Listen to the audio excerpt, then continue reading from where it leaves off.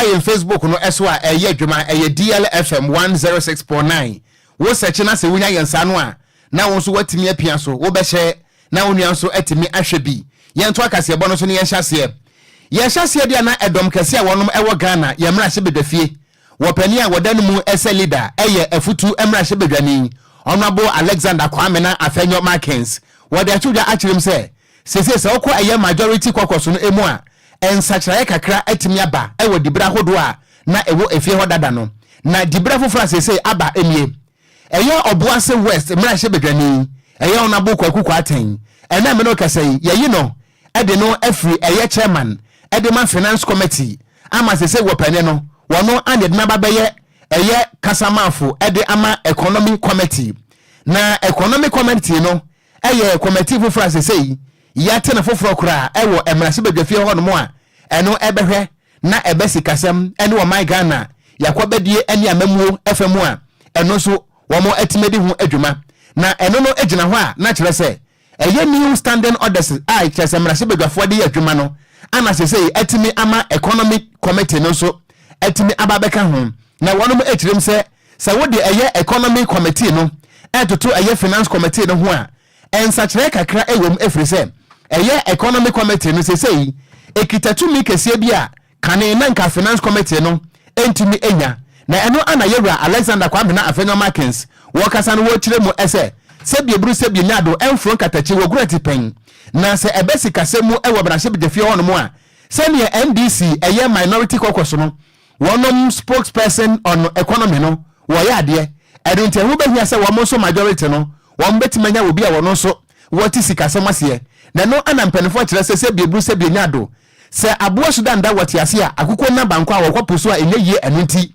wonom eye CCC dadako no na kire se Obuase West mrahye bedwani Kwaku Aten ana omuhunu se ebesi kase mu a wabene papa enunti wonna se yaye no eye economic committee no eye kasa mafo a se ebesi kase mu a wono ana obetimi akasa na ene wo brands mrahye bedwafo ne transe no ana yewra Alexander Kwamena Afenyo Markins wadi tudwa na de ba ko ye ene se wo bra wade sansam na tudwa no na kire se edom kase no kura no mo nya we se announcement bi ene se bio ensachirae bi sa eba entina kwete se ateki wono by surprise na nso ne nyina mo no wo mo de tudwa ekirem se emra edi ani mo no anya hwe kura no eye ensachirae kakra ebesa babiem na we no eye diedi nkan ya empanifo di nkan ede aba betudwa na yewra Alexander Kwamena Afenyo Markins wade tudwa akirem se ewo mu se economic committee no eye niu eye bebedie na nso no eye committee ba ko a eso wonfaso pa asese eye parliament standing order no ede aba ebetimi aboa ama Ghana memuo eni sikasam ho nkyerkyeremo no etimi akonkan wo bra wo kasa ewo mrahye bedafie no mumbi enti Honorable Alexander Kwamena Afenyo Markins. We, the majority, we have a new spokesperson on the economy. You have none. We have a new spokesperson, and very soon we are going to unveil him. We have a spokesperson on the economy. Honorable Kwaku Aten is going to be our spokesperson on the economy. Yes, you don't have the new economic committee is going to be the most important committee of this in this new standing of this. Mr. Speaker, we have a finance committee and an economic committee. And I'm just informing them. Mr. Speaker, this is just by the way. But it's okay. I'm just informing them. The committees have not been. Mr. Speaker, I'm letting them know of some of the proactive steps we are taking on this side of the house to throw a serious challenge that is not just about governance. We have a new economy committee. Is the leader of the house who is speaking. Yes. Please allow him. Afterwards, I'll give you the opportunity. It's going to be the most important committee in this house. So we are challenging you. We are challenging you to come up with your spokesperson on the economy. You have not said so officially. We are going to make sure we have a spokesperson on the economy to challenge your Abdongo. We are going to Honorable Kwaku Aten is now going to face you directly on the economy. Not now. I'm just announcing. Yes, that is why we are now going to make Honorable Kwaku Aten the chair of the economic committee to face you and be our spokesperson. He's going to face you. He's going to face you. Mr. Speaker, the leader, but also we don't. He hasn't called. It's okay. It's okay. Don't worry. You can do it better. It's okay. It's okay. It's okay. It's okay. It's okay. It's okay. Mr. Speaker, on the pre-SHS bill. Leader, the selection of committee. No, Mr. Speaker, I'm not going there. Chaired by Mr. Speaker, we are declaring intent. No. Mr. Speaker, we are declaring our intent to face them. This is an election year.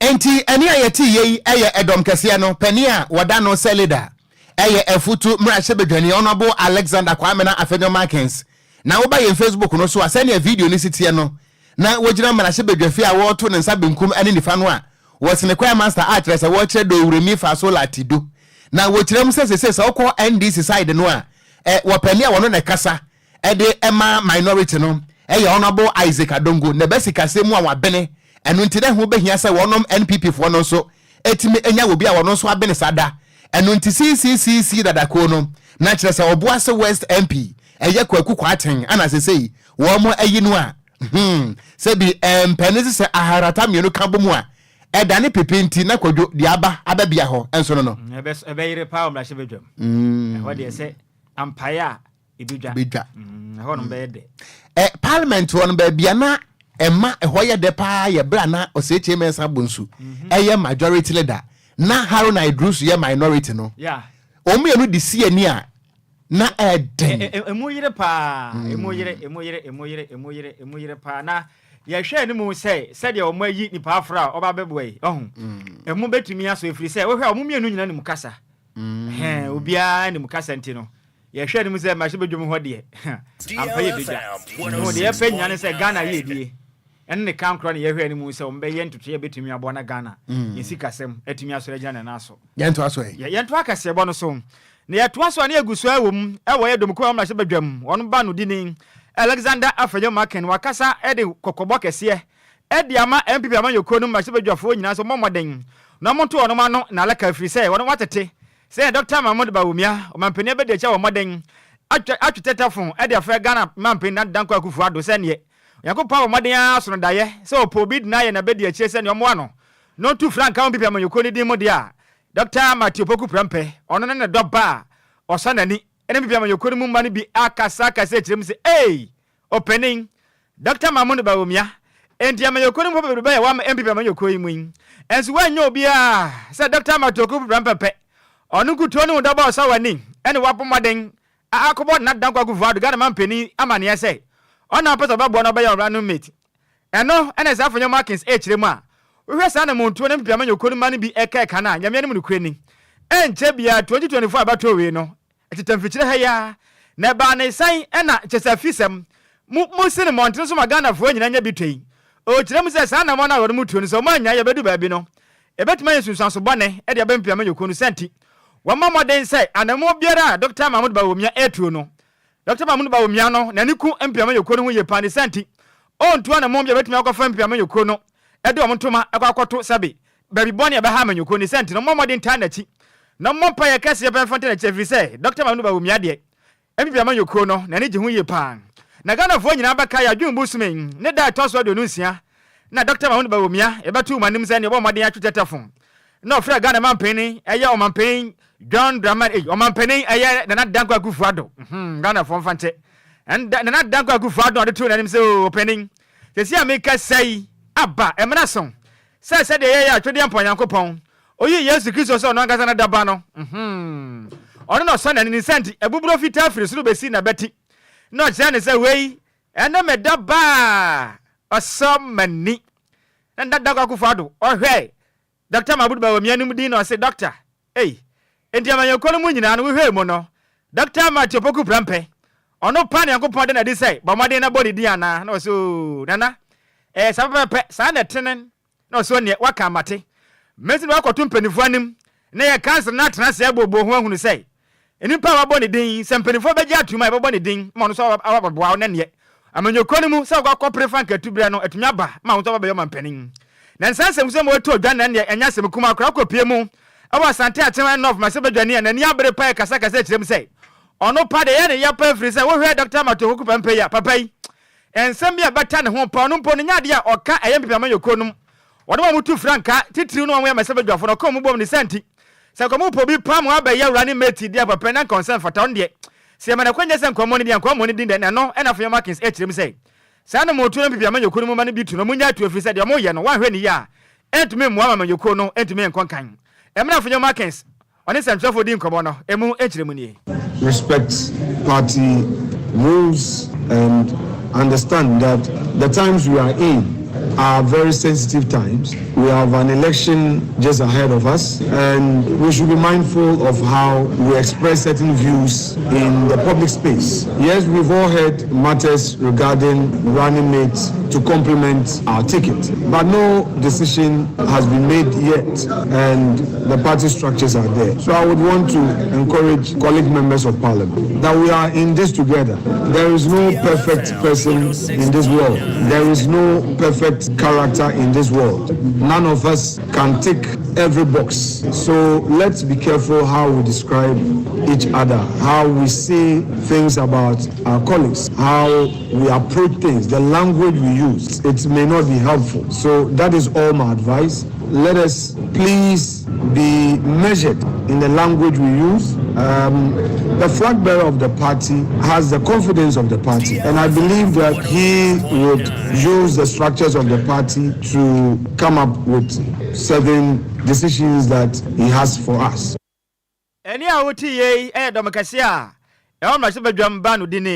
Alexander Afenyo Markin. Yentwa nwumeno siaka sebo no eso. Na yadaso agiremu ewo NPP wo so no amanyoko no emu a sebi empene se wobofo ene de ne nam eho apaso na ubie mu nso a ane yadaso nti efitibra Dr. Alhaji Mahmoud Baumia wobo eye honorable Dr. Matthew Poku Prempe na podi se wono ana nyame ya adomo a wode di akoma mpanefo se obeye ne running mate no ene enkomo de Ghana fo abobio ya bobi se methodist fo himbu kutirasanya sam kotwa emu ba ko ene Asante Achem North Emrashe Bedwani honorable lawyer Andy Apiakubi wono so akasa kire mu se efitibra honorable Dr. Matthew Opoku Prempe ne dey ebeto dape ana eye National Intelligence eye Bureau aye twa se NIB wo mo hye ase wo mo tie se montre so aye survey na survey no a NIB fo ye no wono mo ebusai sai napo no aye bo ne dey no mo pa na asa mo mpe na wo report no beto montre so no a na kire se National Intelligence eye Bureau fo no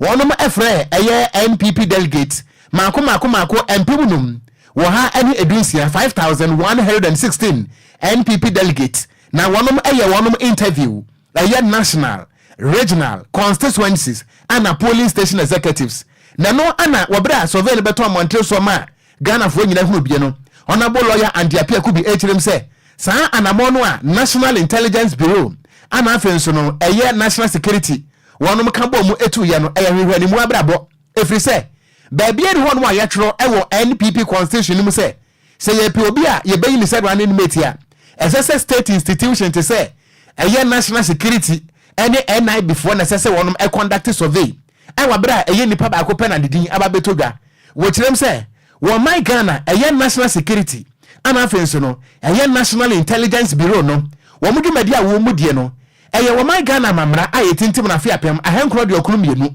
ana ma wonum tumi se wo munya dwuma emfamu Ghana fo na emom emra na nkase wo munya dwuma emfamu NPP enu ntisa na mo na wo mutu ye no eye busybody will be a more pa every mu and a year one.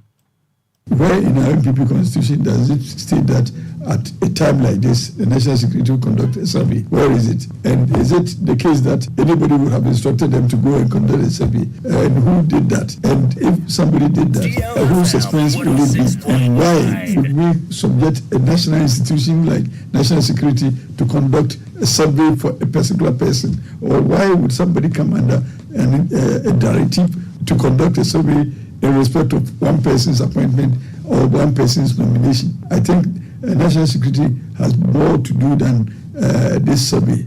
This survey, I find it very unnecessary. And like I said before, if I was the presidential candidate, I would even disappoint the national security and let them understand that they are busybodies in this matter. Nobody invited them to this. By not sticking to the candidate they're promoting. I mean, when did it become the function of national security to be promoting a particular candidate for nomination into a position of running mate? When? Why now? And at whose instance?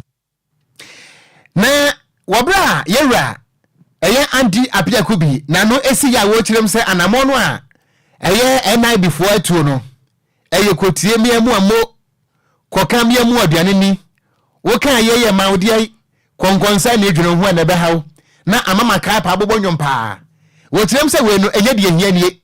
Ghana ha no mo enema hodo a yehia national security e wo mo no. Eno de madeda. Sadan so ana National Intelligence Bureau so madeda. Na emom obi a epend na running mate so nka ye modwuma. Eno ntine mo beye nationwide survey. Enhwehwe ni move ana kire so wodi to nyam na America. Nyam na America Kwadwo busy body wo hu. Sa waka se wu kire mu a. Waka se wu kire mu a ejina ho ma hwehwe ni mu. Sanity. Ejina ho ma mfe ni mu. Ejina ho ma kotie miam kokamia mu ammo. Se asa de a emfa ho. Ai. Na wo for so na kwa kwaye amfam de ni. Na do hu akowura mu a we enya wasema. Ai. Enso wa do hu akowura mu bi. Nti ne e be ka ne se nkomohwa. Nkomohwa. Ehe. Na ayi obra yewra. Eye andia pia kubi na no esi ye no. Ana wo kire mu se. Efiti bra ye chance se Dr. Mahmoud Baumia empe wo bi no. Watete se nkofuo bi eye wonom ho campaign. Ana wonom lobby sa chenchina ye mu wo mudin. Se wonom ana sefata se omo ye running mate. Ana honorable lawyer andia pia kubi e kire mu se. Sanka wono pa na ye running mate ya nka mo amonam fikire. Eye campaign apɛ running mate ne nyina nko mfa mo firi se. Mo ye hwehwɛ ni mu eye mofu ene mo personal interest nti ana mudi e kire. We have had situations where National Council has confirmed some nominees. We have had situations where National Council has declined confirmation of a nominee. So it can be A or B. So for now, we are only just waiting on the presidential candidate to exercise his mandate of nominating one of members of the party as his running mate. I have heard various names being bandied about. But as I know, in seasons like this, everybody wants to be heard. So people are doing necessary campaigns, and I've heard quite a lot. Is it just by constitutional details? Are we supposed to campaign for selection? The answer is no. So all those who are just campaigning, I'm sure they are wasting their time. If I was the presidential candidate, I would decline nomination of any one of them who are contesting and campaigning unconstitutionally to be recognized. I would have disappointed them. Eni ayeti yeyi eye emrashe bedwani a wote abanya so dem a womanfo ne adehia wonom ewo Asante Achem North na hinkro ni agogo ne din e de honorable lawyer Andy Apia Kubi ana okasa yi yanto akase bono so ne yemamfa nwura mu ewo eku eda wono eku a edin eda wono so SOS Ghana wono akasa echirima yesi o ma Ghana yewo mu no emra du se bebo moden na mofra hodo mo man ni mu no yetuma me yani akomofra no ho yi pa na yetuma bo mofra no ho ba no mo daache enyo anya ba nkola na tuma nya daache pa ekoyi chirimo de sia mekesai ena no ba ko mienu binti amaga na mofra dodo na setrem enkoyi kura wonu mukasa na mu chirem se ohwe abusua ni bia aho kira pa wabu aho se abusua ni mu no nti ama mu ntumi hwe mofra ni ye afizo mu chirem a ebi hono ma na ya adwunu mu ohaw binti no na ama awufo no bi atu amo ma jeje ma chirem se sa ne mo etoso koso a o man Ghana bedum pempenso no ahwe ne ya na o man ye daache ebetwen aka chire pa wonpuntu no ekunu kasa na mu chirem se hu behia pasa Ghana afie titru ne abatan ya wonma wonkwada no mamoden no matumi mankwala ntetepa afi su fa pempa betimi abana nkwala no daache etumi aya daache pa na wonde bisembo nyina tu dam na woye ncheche adwumadie edi ma Ghana abatan na afi so amofra wonum ni kama fa mu finhia da na etoso aduonum na wonum mu chirem se hu behia pasa se amekase firi se wiase afa na nya ntito ma Ghana mu no ekwan do na ka kane no awofo fa so chekere mofra etete omoma ofie no sesi assistant ye na obi wo ne ba pe kakra bi no watene de amobi no ne namu pa adwuma na wo ye o kire ma edu pempenso be ha adwen ye pa omo kaso na mu chire sesi abekase mpo abata no bi mpo nimba bi amoma kura mpo da o se hu behia se ne awofo nyina no be kwa mma ho ye pa na afi so mo anya mre de ma omoma na tumi aboa ma mofra de daache etumi anya daache pa emra mo ne de ye kasa bodi nkomo no emu nkire mu nie. We realize that it's not only abandoned children or children, vulnerable children who we take care of, but even children who are in our schools, who live with their biological families, are also being neglected in a way. And I will wish that the government will make this, we all as a society will make, the effort to ensure that, there's family time. There are communities in other parts of the world where this has been initiated and it's going very well. And so where we make our voice heard about this through the media especially, we can get parents to begin to understand the need for them to be at home at a certain time. Eni awuti SOS Ghana eku amukasa ema emofra wonum eni akamafo ne ena awuti enu achi ena oswafo no gender, children and social protection dakwa ni man Okogyeabour ase kasa na o kyerem so ehu nyia pa yesi ameke so my Ghana awufo nyina ma omani ede omomachi na afenso mra hodo a ewo my Ghana mu a ebo mofra ho ban no mbekọ so abomoden ahyemu kina awufo so momoden nyamre emfa mo omomafiri se mofra no ne my Ghana yedaache. Ladies and gentlemen, I want to emphasize that it is crucial to support the strengthening of child protection with an appreciation that it transcends legal or moral obligation. It is a moral imperative that all stakeholders. I recommend that our existing gatekeeping system care for necessary separation from children from biological families and promote alternative care placements which are in their best interest. Any AUTA, Minister of Gender, Children and Social Protection, Nidin Adidakwa Newman. And what China Mofra, one Sunya Quenya, Equipio Jumedia Nasi Chiremuso, many Ajipa, Nisenti, Ghana about 10 and Tower much if we say, or Manu Munum say, that Chibiano, Yenia Yatui, I am Akasiakisi, about Fonwa, about Kasho Nusidi Momay, or Mabua, or my Ghana Dachi. We respectfully wish to draw attention to the fact that significant challenges persist. These include the daily reality of various forms of violence, including child trafficking, exploiting child labor, immoral child marriage and infant betrayal, degrading poverty and social inequality, inadequate child protection services in Ghanaian community, and weak enforcement of child protection laws across the country. Any AUTA, Ghana for Mofra, one copy of child advocate in penny for you media say, and I would take one eneno. Yentwaka Siabono Eso Ghana for this year, one almost so equosia, a dear, a year about woman, a year midwifery, and nature's a nurse for one more on carbon kubata cassier. I have one Ghana Nurses and Midwives Trainees Association, and a one wofu, or my babonting. One more chances one cassa with Tiriwa, ye were bonnet. One more some more can and they say, one of our allowance be as a bindway, etia edema one and to see a cassay, abano, triake, won't you from my one more cry, and until before Abba. Now, what about some trophy in common, and I will meet them say, a bindway, Abba shall one more, I can see. Nanka omo hwani mo se aban ne betime di sa aboshe no eso nanso se yakasai allowance no aban ne ntuai nanso no omo bo aban na homemu a e de he fetire gongon obi antie obi a na wo mo kire mu wo se ye obi wo hono mo nso a ekuo no members no obi wo hono mo a ekatwitwiri die a aban ne di wo mu wo be hu ana aban na frew oh beji 2 months beji 3 months beji 4 months kire se ekabotene a aban no ede wonom Nurses and Midwives Trainees Association de enya de si wotua ede ma wonom eno ana wokyire mu ese sa ohwe kura no a esese nka wo mu a ekɔ school 2017 ebepim 2020 esese nka sa brinkedu esika ma wonom ana afa nsuro 2018 to 2021 ana 2019 to 2022 ana 2020 ene 2023 bepim ne tiese sa ba chi nyina no ewo honom a wo mu allowance wo mu nsa entime enkaye na wo mu kire se wo mu to nkrai ede ama Ministry of Health ana afen so no aban no se baabi asika hye bia no wo mo ntwe emfama wo no mfiri se emra ne bo mo kwan se wo mo gisa allowance no na wo bra nkwada no anase anesifoi ene midwives yi wonom ene ensamtrofo di nkomo no wo mo nsem nie in fact ya pim so aban no sambe no pese betua ye student allowance no wo mo school 2020 2022 and 2023 2020 government just also the wo allowance ka a 4 months ya ban 2021 wo so the wo ka 4 months in a year 2022 for a you school a you school a rotation no we are almost 7 months no aban no entua yenka ye keke kan ni na bo it is over 56 months aban entua ye can say yes abana yade no so eyi ni yira no ye de buy your release ye de buy no omo 6 months allowance no na abani de omo ka over 15 months no wotua 5 months sambre ya omo na koya omo na bi ni ye chi hai a wo ye kan gas bisa how ni omo ko and say the be omo the school the school fees I don't minimum is over 3,000 now the student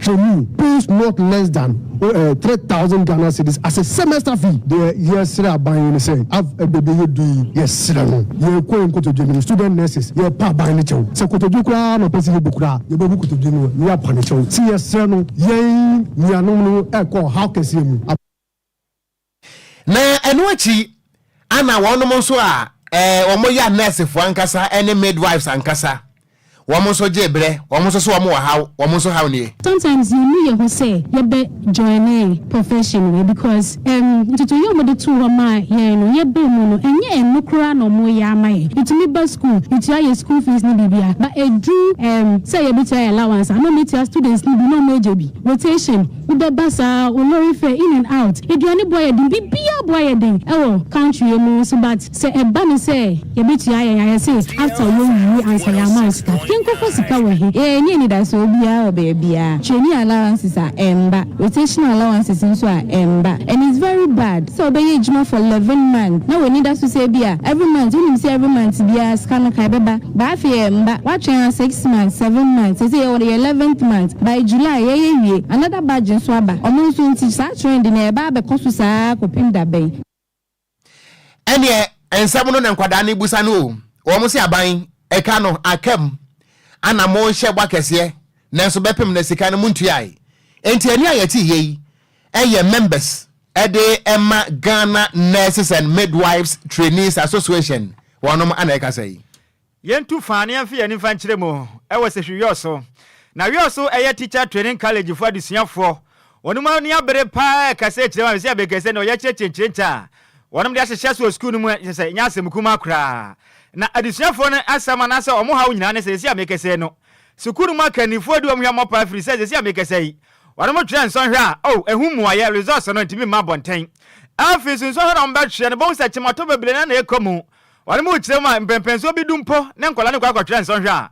wonom index numbers mpo na ye den de ma wonom omo kire ma sanse se o maka ka anya de ampanifo epe bo na mde hum aye pa de ma wonom na je se enkwara dodo ambo made to hungo egu montre so ye kire no omo number say 570 students mbo bonde ye kwadwane ye je se na nya sim ko mani awre papa omo akasa na omo se kire mu se enye nso hwe no kwa afi nso school na nkasa omo ni enye portal no de ye school na nkasa ba fonten tanya ekobasa mpanimfo na ne so obi pese ohun school no hu sunsu so ne se de school no modern boy kwa odi betuma bo modern agba wura ba fonten tanya so akokwenka no mahunu bie omo kire mu asa ne ma na ekoso no enya de eso ne afiri se na Ghana ni bie ya ba school bia be kwamu no mo portal sa ne oba wura ho no mo no oba hu school no ho nsam omo modern boy nyina na egwa ba fonten tanya nanso we are teacher training college ne de aba wonom adusefo ye kire mo ni mpanimfo sinkunwa wonom aka nya de mpanimfo yi wonom ti amon sam de say make mo boden atintim petition adi petition no akwa ma we are so principal ono da homasua no aka chance opening but modern agi krate ne kenkan na bo modern se enwani ma ye kase fa homo ya fa brese nte sa pa dia we kokobo se de Yesu Kristo ka chance na suafo se we de me ko me ma ya tosu me me bond desire na de no sa fa fe na kwala na kirem so mo de beba na se mpanimfo mo modern amfa no ya fa ma mo de tosu me no wa hwe ni ya mpanimfo beti o mankasa wonom pega so baby na ko so school ma say they took through pending exam results started from the 100% semester the 100% semester SS results are your and my ebesime from level 200 no exams anomalies kwa de no baby you don't have any quarter you know be our exams for you can am chiebi me na class 1 chiebi and so ono 1 chiebi na dey ya na me am ti me to so a chia no results ama obi a with 2 years every year the exams na time bia no results so ya level 100 ya you complete the grade ya come some beye enya kwe 2 weeks ya results na ma ya better another demonstration but we assure them by this time we are not going to do a peaceful demonstration ani awoti ye adusuafo a wonom eco school e was a teacher training college and awoti ye no enwati na principal edema sefiriyo so teacher training college no ne den Dr. Emmanuel Kasama ono so bomaden petition no kyerem so ne nsaka no behwe mu panemum ensma odo ankola na twe no sabe penalty da mo de ho anu ye be ma wonom abunji sakaka party almost send petition yaje ebehwem na se yomo kan no mu ya no credit ya ebeya mom my fair assessment officer my fair quality assurance officer na unit na se ya kan na me petition di mu a assessment officer admit na kwayebo me quality assurance if you know results no ba no please here in fact to no from platform so 106.9 Eni awuti ye aya principal de ma aya sehwi so teacher training college ne den Dr. Emmanuel Kasama Yentu akasiaba no so na yenkan Ghana for messages no ekakra ewa ha. Na Asante Emmanuel and was say good evening. Midie de Asante Emmanuel metie the free Accra mile 7. And was say In Style Industry Limited. Was say I am watching you live pa yada se. So usuti ye chiawo anyway dwuma fo ni nyina nso. Ana odoi edi free tema. And was say Ghanaians should not make mistake to vote for John Dramani Mahama because he is not the only wise. Okay. West nanoding wadaroma. Ya mommy hwenie kakranza. Mumpaje na mfantu ni patintin bi akọ ho. Ana Kofi Parliament was say memeneda ebeyeda aya na efrifia da nwumre. Na we na ebe ne wobu mpanimfo. Ana o si DLFM all the way. I am watching you live. Eddie Free Aguna Bobikuma. Anna fantastic Wilberforce. Was say the NPP doesn't have any campaign message. All what they know is tarnishing the image of John Dramani Mahama with lies and propaganda. Yeah, that's it. Anna Kwadwo Asempa Furniture Works. Ewo Kumase wahum. Mo Kumase. Was say good evening to you and your listeners. We every Kwadwo Asempa Furniture Works Kumase Edum. And was kase ebono live pa ewo ho ana ya owusu enso diaba wasi DLFM news no loud and clear ewo Askwa Kumase alignment center wasi new road no se woni kire new road no so a total filling station ho no so omo bie mu pa enti ya wonso ya dase nana ekua mo aboaten wodi free Ablekuma central and wasi wadenchia sronko ekwadi ama Erica ma menya akoboaten yo ya dase wono so beje so na fantastic makaida da mayenko kopiem ewo Asen Central ewo mfimfie mantamu a wopani a nanka wogina mu ede ama NDC amanyuko no say parliamentary candidate ne din ede Nurin Shaibu Mijima mena okasai NDC empanifo de nkrata piem montre so say papa ya twena sensan abosome ensia ene say wadan so ba bia de a ene amanyuko no enhyehye enkonti wonom atwon nkrata de akwakomma mpanifo a wonom ewo mantam nom ese wo mo hwe na brantie no yentwe no ensensan na asem kropoti abrantie no okoka ye anamos anase anamo a otu ye a enunti ya twena sensan ya ma ne 6 months suspension ne de ajesebre ne nkrabia ana betimi akire na oba ye Facebook no so a abrantie ne di edi Nurin Shaibu Mijima wono anada Facebook no eso no na nkrata a Central Regional Functional Executive Committee ede ema NDC amanyuko no ana wonum tintim krata 10 ede ekoma Asen Central NDC chairman say wonje na won kenkan na so tie ase wi a won kan kire Nurin Mijima say NDC amanyuko no se wadi mfeni masembinti se bi ebru se bi nyado ense na ekwa yie paasen kwa won frem na won traffic kakra kopem say hwehwemu betimi akọ enkanen na ye sigina ye say abrantie yensan fa ne dibrema no ese yen parliamentary candidate anase ye mo ne nasituo enfemfiri amanyuko no emu na ensebe no ebeto montre eso no ana brantia ne de edi Nurin Mijima Shaibu ababonten wo kire mu se ono de wo party no ana wodi nhyehyere so nti no wo bema kwan agina nchen na embom no wo gidie pa ense Roma ni okogye communion se ebre ne beso ahwehwemu bekwa wiye no chese bronika se mboso be vindicated chese wo bedi nkonim a party ne behunu se ensem bia no onipa bi kafa ne ho anu nti ya suspended no enye no kure am obesa befa ne debre ese NDC parliamentary candidate ewo Asen Central we ene nkomo a efiri hono mo so eba na apaka GH atenase latest from the world of sports. The Yale News.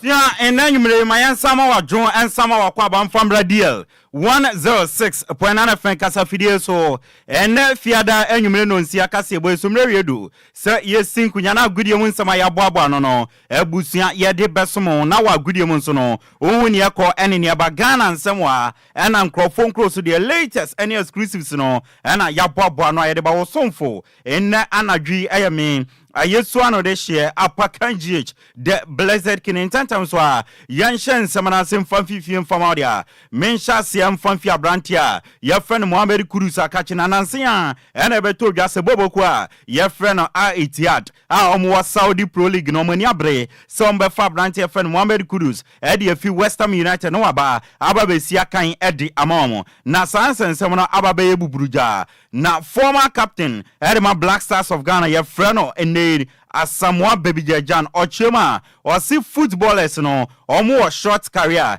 inti Ghana no when Crawford be bobo anyeska now so in no mabrabo sebi akoyabasa or see on one Samuel Jan say your Bob Black Stars and they your boni din baton apart from no so call restaurant and Crawford need to pictures now so to yakan to see football ne there and no ni sikano na Saudi Pro League require competitive in the Cristiano Ronaldo Karim Benzema Neymar no munyina ewo inti ono de ni obeka kira brantia your friend Kudus ne say football no ba scan and in football, we have a very short career. What I would say is, okay, let's take the English Premiership. It started from somewhere. They injected money into it, and people started moving there. This is what Saudi wants to do. Saudi wants to inject money. He wants to bring players to make sure their league become bigger. If you don't want it, it's your problem. Now the league is very, very competitive. Cristiano Ronaldo is there. Karim Ballon d'Or is there. Benzema is there. Neymar, everybody is there. In Ghana, sometimes it's sad. As someone baby Jan and Abusia, what tenenka and so no. Young PM our team, your friend Accra Heart of Phobia. Or say never say that until the bones are fully rotten. Dr. Nyaonya Otawakru, a board member Erimatima, your friend has of folk near needing come on, and I yebisan say Debian Crawford as a war, Dr. Nyaotamakru, Alaji Akambe, anyone above Vincent Odote so NSA has. San Samono Kadena Beka from one or oh no. Has of folk any moja or start year has and yende. Obi to say one abu Odote so one so no. Why ye has a chair or a senior politician and our phobia to Alaji Akambia. Onwe fitini papa mresone papa ye jumama has and Alaji Akambia ba. In this answer no mokikande unwe nim ni omoka and a kasansam no what's the problem of house of folk no ya wonwa e creating a nyomo. Hardworking boy. As Alaji Akambi, I can tell you if I were to be the highest, what do you call it, who bought shares in House of Folk, I will make him a director. Telling you, because if you want somebody who can do the practical work, somebody who really has got legs to move, that's what I've been criticizing him. That Dr. Nyaotamakro enono na otwane samso eno kasa erefa Ghana football or see ne ube ryan manyosem ewo Ghana sebe katasishe ene proye na Ryan politics mono ende ase Ryan football num or see Ghana Premier League eba ne wie nansia yenya team bakwa otna fie 17 games obo ofie no or win 16 out of the 17 games or sinning nyina no a true bribery and corruption and a team no etumi yesadie no. I've already won the league, and this is through corruption and bribery. That is why at the moment those are House of Folk will not give money, and people should look at me very carefully. All Kotoko has all fallen back, but I can tell them we are coming back. The two leading cause have the Kotoko House of we shall come back. Dr. Nyaotamakro Enabusia watenenka enso ewo na yesi akutie bia oi aya na anim niwura entim na Dr. Nyaotamakro erisansen we atu dwa pepepe na Mr. Edmond Aka our general manager Edman Swateman Boboko no aba monten eri abetu dwa se o penny to say Dr. Nyaotamakro na team meet say Swateman ayesade na ommo mabaso na team men kwan wa complaining say last season Urban Century Sports Complex no Boboko efen Swateman SCC no o se wo penny fo bi say no mo manage house dia ene unim ni enti house aye ne aye o se asem na Dr. Nyaotamakro eka no on the ohun se sebe na dwen ada. Are working now. Ukuta side brains or multi House of Folk now. Why your hard work? You know, baby, medium work as we are. You think that my level in football now, if House of Folk is handed to Nyaotamakro to manage, can you match me? The brains managing some matters now, and those managing Swateman now. If Nyaotamakro is a decision maker in House of Folk, I will say I wish you have called on the prosecutor. The 16 matches more in summer boy. Team Bena, including House of Folk, and Obobi will buy say referee cheating. No. Mr. Edmond Aka, General Manager, Edema Bobokwa, your friend in Swateman FC, and our Otutuja, Edema Doctor Nyaotamakra, Yadon Sam Ediama Yada Sujna, Bobokwa, your friend is Samates Akachimon Fanchami, in the Papa friend Edmond Aka, General Manager, Ediama Bobokwa, friend is Samates Rada.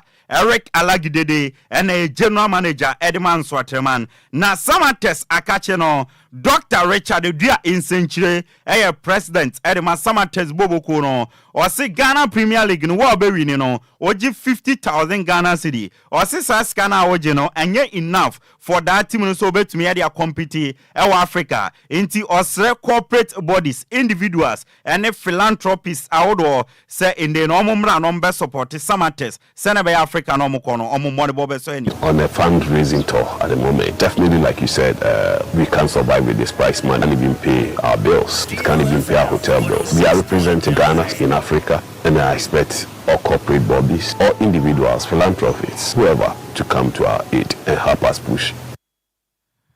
Dr. Richard Dia Insenchire, a president, Edema Samates, 1996, and Watenenkano, on the 5th July 2024, Uremo, our Accra Sports Stadium, Empire Bega, Democracy Cup, Nebeba so between my friend Accra Heart of Folk and Kumasi Asante Kotoko. Now, Mr. Alex Menu and Ashanti Regional Circles Chairman, Edema Kumasi Asante Kotoko Chairman, or see Democracy Cup, Nebeba so and found Kotoko, Eja players Makumako, Edunubako, Kwembia Sono, Democracy Cup, Nebeba so, Omo Peso Murini, no more support test energy, or say 2024 no omo kotoko omo de ahwe bekum house of folk kodono 24 has level ma ko da ko bi fi ko se show ma mo se 2024 ni house of folk so mo ko democracy ka be ro ko na yo ni na so was it guest yes papo omo ala bo.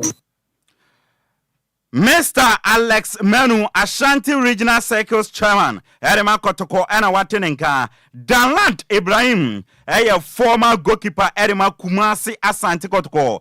Na wedding komo unim se ono and anoye first choice goalkeeper, Edema Kumasi Asante Kotoko, nebedu baby no, and no one Frederick Asari coach, I friend Dr. Prosper Natogum, Chemamo anomo da rotation, and a coso, and only any Danland Ibrahim, Edim Komani Bisanse, Emra coachy, take his decision or catch one and also coach no, or mu two goalkeepers in your one country obia, say or your rotation, no moment coach no, and now 2 minutes into your baby omuji tumsa. They met me, I can say the Osika and we should give that respect to him because I don't think they want to take decisions. You'll never be a drawing program, say, we no person one year. Indeed, we only want to say, oh, she said, the AC corner. City was seek and sound and an idea. Was a blue on country, maybe at Tanasi, main rotation now, better we, but. Dalad Ibrahim Erabusia Watenenka, not one in Samsono, and already two just say in the Nobedini Juma, Edema Kotokon, Ubisani coacher, Obeka Soya, the best coach, our Kotokwa, Obeka say a Stephen Pollack, former coach, or sister coach way, a dear Bia Obebia say yet say no, on new Yantokwa, Obenya Botre, none Wakasa, no service our problem no. Stephen Pollack.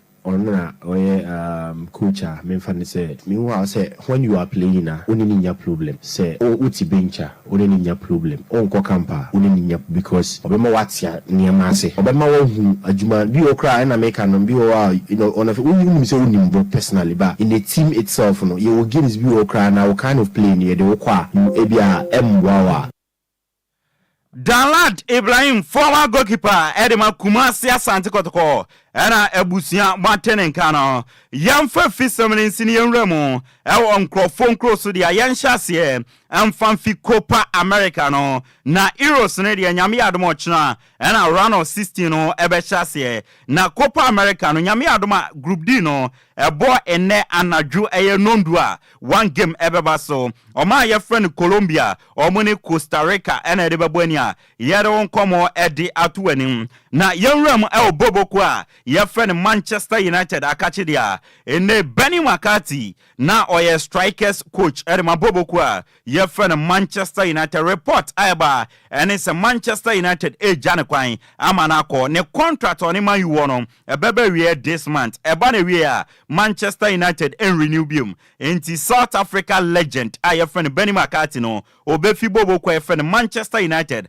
as a strikers coach yadon komo edi atuanim na nansia na Jose Mourinho awampam jende ewremo ewo ma ye friend Turkey ekwa sign contract edema Fenerbahce ewo Sukuru Sarakuru Stadium ekwa a new manager edema Fenerbahce report eba ene sende wakache Fenerbahce mpen for some form an inchum ewo Sevilla na in the Sevilla for Morocco striker ye friend Youssef and Nesri no omon konko fanemra no besina kan emfama Fenerbahce na onim Jose Mourinho ni African players there ISS sebe kokosechi eni sumuna so Jose Mourinho epe African players here pa enti once again oremu of Fenerbahce no okofa Youssef and Nesri Ediaba yero komo edi atuenim Bobo kwa efene Chelsea nansia eno omofa new manager efene Enzo Maresca edin fi Bobo kwa yefene Leicester City report eba ene se Chelsea eremu ewo Leicester City English midfielder yefene Kenan Disbury hono omo asabete beda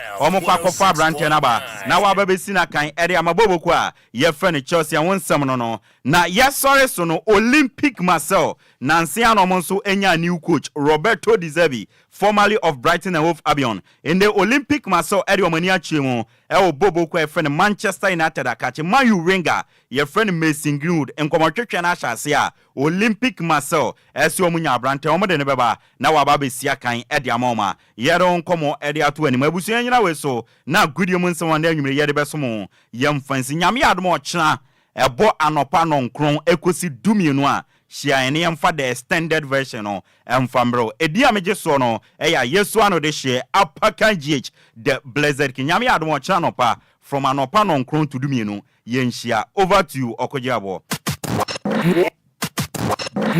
It's official. DLFM 106.9.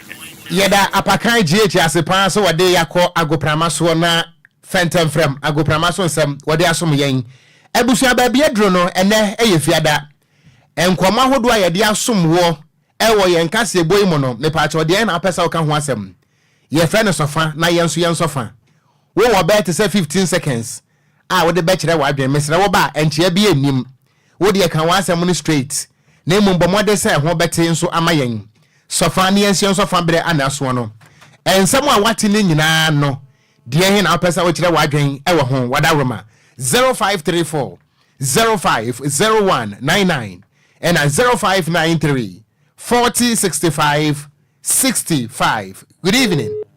Went to me and so good evening. Good evening. Me pacho did this off me friend. I from Benji. Me kasa fit ma come 7. Ma minti o Benji. Nkomo amodi abenyi na ni amedia me kanu na me pese ni pacho se enye a no atene me pacho. Eye da we say court issue na eba between we say jakpa dia no.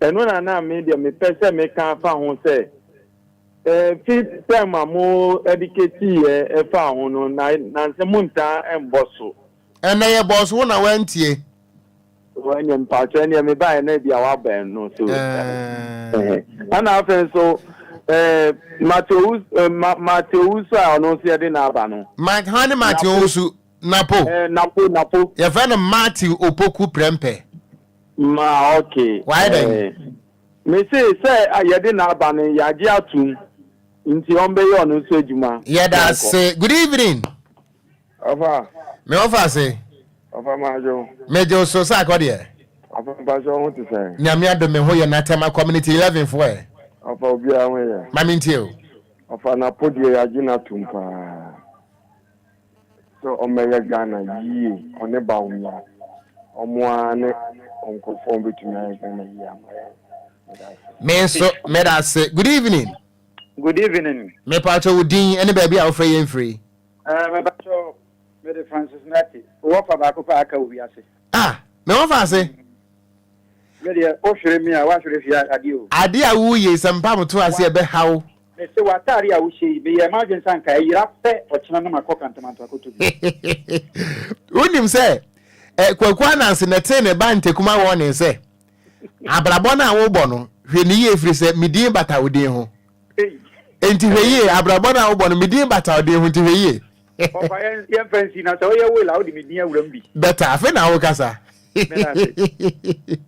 Sir, the other person may be someone 7 say, Mamma, nurse, for a doctor for no cotton, and 1 7 I could say. And 1 7 I will be saying. And say, you interdicted one of the medical fencing officers and until you hear the emperor phone so at the Babantini so far. The other one say I interdicted one of the doctors. And tonight the other one. Okay. Amen. Kwadwo Sammy. Ono wada form say team ahwiase nti. Form na wada na so for no suban nti na odi ada form why. Scan fa wa no madi. Ai tabasa asore ba behwiase. Medas. When to be so sorry. Mame Mfaha 0534 050199 0593 40 65 65. Good evening. The gangster Katia Mr. Kra. Mo ekura kronkron. Lydia, North Kaneshi Boko there. Ye. Mo mamintio. Of family the mechanic say government on born a home mountain. No chess can near juniors no. Cause any so be with 2 times was 2 million now Oka 1 day I'll be quite now watch from the next Sikasimity Untimitro. Yes, the government on born a home modern no chess can now quite an intro. Menso Medas say Lydia, good evening. Good evening. Me pacho me wo fast be ye too much ekura tuntum bia ka homanum say ten wo betimi asa afre biem. Good evening. Mo fast be ni Roberta Agape. Agape no o Agape top and Agape down. But top. Mo top for mamintie mo.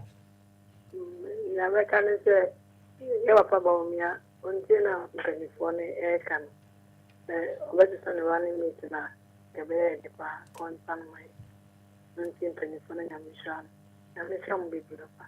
Yen so ye da se won hira mo so e wa Agape top. Good evening. The party good evening for Okogyeabour. Dixon Badakon Kwaku JJ Drogba Achimpukrum. What from part of that and you made them come for Kakamo Abaso. Mo. What for the MiPROMO. Ose. Cement na last year can what say. One to so no. The kind to be a one that then the age na yet the meter. Well, not cement and so you been and yes, cement in Kona. I want to cement and to apply petrol. What can I say? What you have done? I want to. If you want come out of them, Medas. Menso Medas say, baby, I would now network in to Adama Kwaku. I know what you baby Kakran, as original polytankim. And your cry. Good evening. Good evening. No, Fasibani. But I know you are going to Bodaka. Yeah, we turn crying or Bodaka, and no, fine. Bodaka, from a bridge to Adoso, no, yeah, on 5th, no. Okay, friend, say, Kundi say, or Bodaka. A Bodaka, a Bobby, I Adaka, a Bobby, I Adaka to send you this evening, but very serious. Yeah, Baba, one day. Oh, come over and give me the power. I bear than didn't bear order. Oh, you tell them the MiPROMO so much didn't say go or what I can or what I can deal or what there's Lumba or any deal, no. Yeah, Baba, don't worry, Baba, why? Bon, come on, boy, and come on now, 3 days, and I will tell you what you're wagging. I know, okay, don't you just come my wife for an answer exams, no. Or I'm okay, a free school, free SS, free school there. I just can man call I'm just you know. And some local free session. The one to come and collaborate with BC. I'm betting on local free session.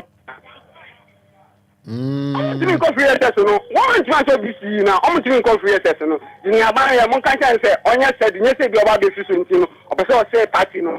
Onya said ya think when am kan ka say aban say aban said me that me ko bi su ka say bi bye. Me so me that ntia ne aban ya think kan say yan kan say ya steady.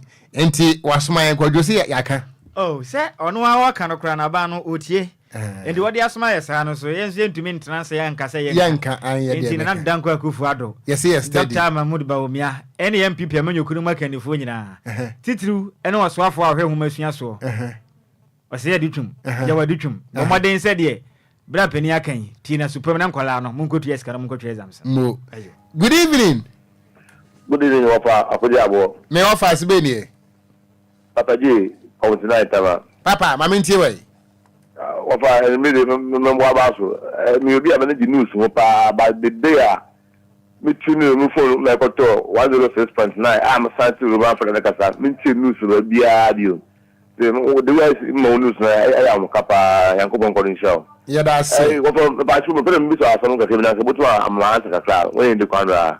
Busa me hwe sa answer no be ba. Pachu, we pepe ya oba beye oswafo hwe Ghana ya humo so answer no a. Odba se Ghana humo so de mo fra won so tumutum ko ko da wode ye na pepe na ba o mo na madidi na o me na bodo ti bia na yo no bia. Pachu wa. Napo. Yeah, my to me them but them go na kwala. Sabra no ye education minister no na sam komo na but ye ntimi nka se trumutumu adaroma na wadama nyabutre na comprehensive sex education so ye ntimi nka se mpacho watmase mpacho bota we na po EU fa nkofo bota baby a medical parliament there one you should have been more before you have to get a minister that's what the moon will share budget a better demonstration here well what would the some will be maximum mammy no million scrub will be the time or to about Papa Moon no to about them papa by Omia or Tofu what else go to about them papa you move Ghana Parliament I be you there my say the bill no mujitum and go for don't to sign but me na advice you know for na put now what be say political me dem feel share come for tumutum Debbie hello ye me nua me da se me pa cha book no ko events curriculum no ye kan bie no brofo a wemu comprehensive sex education mpa cha wuchire mu a Kwadwo say ya ante de enye turumutu no David said you can no comprehensive sex education there ye chechere mebunu no kwa mfa mbehwe mo ho ye efa kwan a wo munyini ko ba nyina nkita hudie ne abusua ho nsem nyina wo mu bi ntie besere enti aya ma ye nsu se wo ye direct interpretation untime nka se comprehensive sex education no ejina ho ma se bi turumutu wadaro ma senior ye dwuma madwenkyere ye ditum na nso no wonfa ye nkonso nhwem na yankupon ye mfiri musuom wo ye last caller majo yo of Augusta cat makupe no fast be ni of our fast na ya ngasafi awish mamenti na ya of say empeni for no say ya ye man no ma be chon omo na omo ti am sika no na edia enye fine won shira won so papa ebusua kase ebo no ye de besi wa ampani si wo prokwaku wo gina nkwan cheje amade no ni yie muntia yes also na kire se DJ Hitman besi nkonya na wade awoso na to amoso akopem se mo beda enti mu mfiri ha DJ Omarion so de kon Facebook no eso mo amofra ye mo amontimi amfre mo a mo so mo test ye na mo amontimi an test nyina no ye da mo ase nyame won shira mo nyame ya adom a adwada